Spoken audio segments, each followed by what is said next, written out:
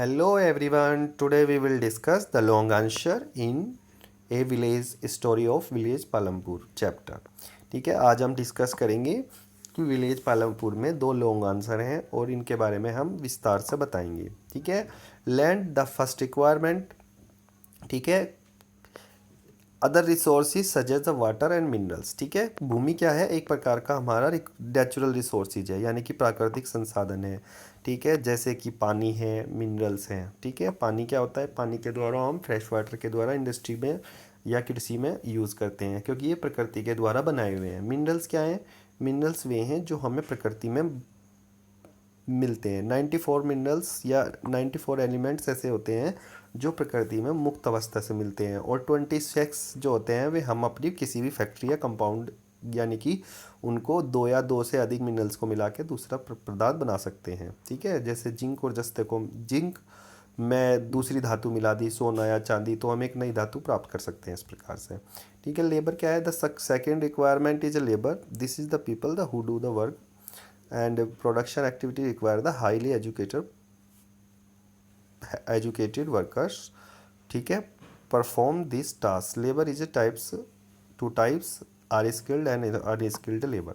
ठीक है, जो सेकंड है, हमें श्रम की आवश्यकता पड़ती है। किसी भी फैक्ट्री में कार्य कराने की, प्रोडक्शन एक्टिविटी करने के लिए हमें क्या चाहिए? मजदूर चाहिए, वर्कर चाहिए। ठीक है, और किसी भी टास्क को फुलफ़िल कराने के लिए हमारे पास स्किल्ड लेबर होनी चाहिए, या फिर अनस्किल्ड लेबर।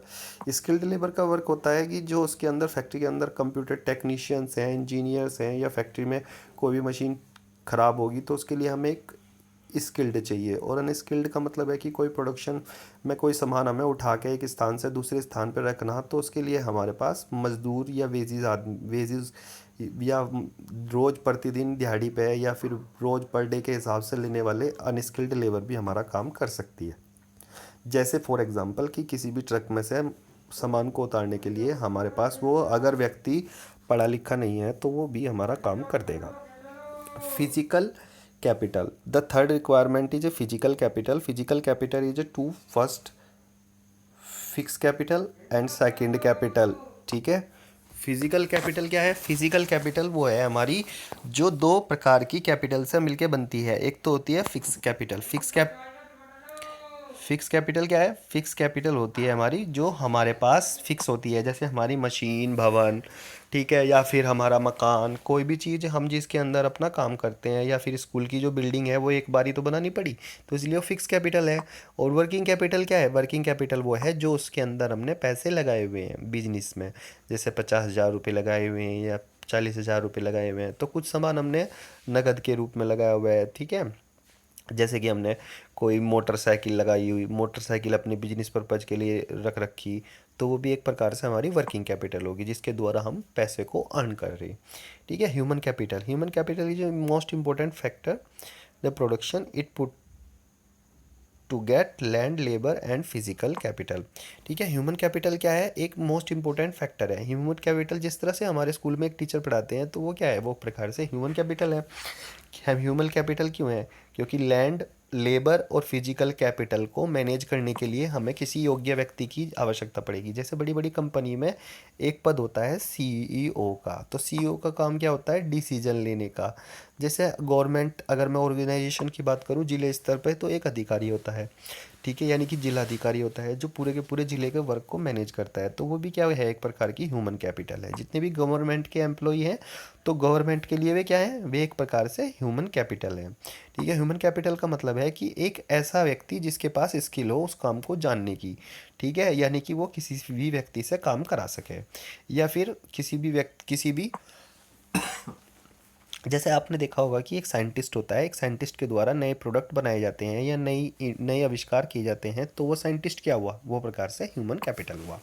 ठीक है, next question, explain the ill effects of green revolutions. Green revolution के क्या बुराइयां थी जिसके कारण ग्रीन रिवॉल्यूशंस के द्वारा क्या क्या नुकसान हुए? Green revolution is associated the loss soil fertility, increase use of the chemical fertiliser.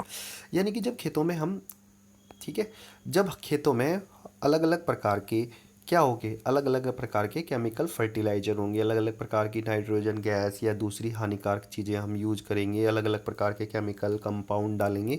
तो क्या हो जाएगा, उससे सोयल फर्टिलिटी जो है वो पूरी तरह से प्रभावित हो जाएगी। ठीक है, यानी कि प्रभावित होने का मतलब है इफेक्ट हो जाएगी, बैड इफेक्ट्स हो जाएगा, और उससे क्या हो जाएगा, लैंड डिग्रेडेशन हो जाएगा। लैंड डिग्रेडेशन का क्या मतलब है, लैंड डिग्रेडेशन का मतलब है कि जो भूमि के अंदर उर्वरकता है, जो सामान बनाने की या पैदा करने की जो भी उसके अंदर क्षमता है, वो पूरी तरह से ख़त्म होती चली जाएगी और वो धीरे धीरे कम होती चली जाएगी। यानी कि अगर एक साल वो 500 किलो अनाज दे रही, तो वो अगले साल फिर 300 किलो अनाज देगी, फिर उससे अगले साल वो कितना देगी, वो उससे अगले साल कितना देगी, फिर वो अगले साल उससे 300 किलो के बाद फिर वो अगले साल 200 किलो देना शुरू कर देगी। तो इससे क्या होगा कि इससे धीरे धीरे प्रोडक्टिविटी घटती चली जाएगी। कंटिन्यूज ऑफ ग्राउंड वाटर और tubes irrigation reduce the water tables ground. ठीक है, और जब हम लगातार ग्रीन रिवोल्यूशन के दौरान जब ग्राउंड वाटर को पूरी तरह से यूज़ किए जाएंगे, तो हमारी इरिगेशंस के द्वारा जो ग्राउंड वाटर जो लेवल है वो धीरे धीरे कम होता चला जाएगा। मैं तुम्हें एक एग्जांपल बताऊं कि एक एग्जांपल में क्या हुआ कि महाराष्ट्र के इस ज़िले में 2019 में क्या हुआ, यानी कि 2019 में क्या हुआ कि ट्रेन के द्वारा एक ज़िले में 117 करोड़ रुपए में पानी पहुंचाया गया। यानी कि आप सोच सकते हैं कि पानी की कितनी बड़ी किल्लत हो रही। यानी कि हमारे देश में क्या हो रहा है कि ग्राउंड वाटर जो है वो पूरी तरह से ख़त्म होता जा रहा। ठीक है, इस प्रकार से आप देख सकते हैं कि अगर पानी नहीं रहेगा तो क्या होगा। जिस प्रकार से आज पेट्रोल हमें पंप पे मिलता है, इसी तरह से हमें वाटर पंप लगाने पड़ेंगे, और 2 या 3 रुपये लीटर पानी नहीं मिलेगा, वहाँ पे 20 रुपये, 25 रुपये, 30 रुपये प्रति लीटर के दर से पानी मिलेगा। आप सोच सकते हैं कि अगर आप छोटे से एरिया में आप कहीं घूमने जा रहे हैं तो आपको 20 या 22 रुपये की एक छोटी सी बोतल मिलती है। आज से 20 साल पहले किसी ने भी ये कल्पना नहीं की थी कि 20 साल पहले कि 20 रुपये लीटर हम पानी पियेंगे। आप देखते हो कि ब्रिसली वगैरह की बोतल जो है वो अब जब 22 रुपये की हो चुकी है। तो देखिए, यानी कि एक पीने का पानी जो हमारे यहाँ आसपास फ्री में मिलता है और वही चीज़ हम पैसों में दे के पी रहे। तो सोच सकते हैं आप कि कितनी बड़ी प्रॉब्लम है। एनवायरमेंट सेकंड थर्ड है इसमें environmental resources like fertility ground waters are build by the hour many. ठीक है, once destroy is difficult to restore them.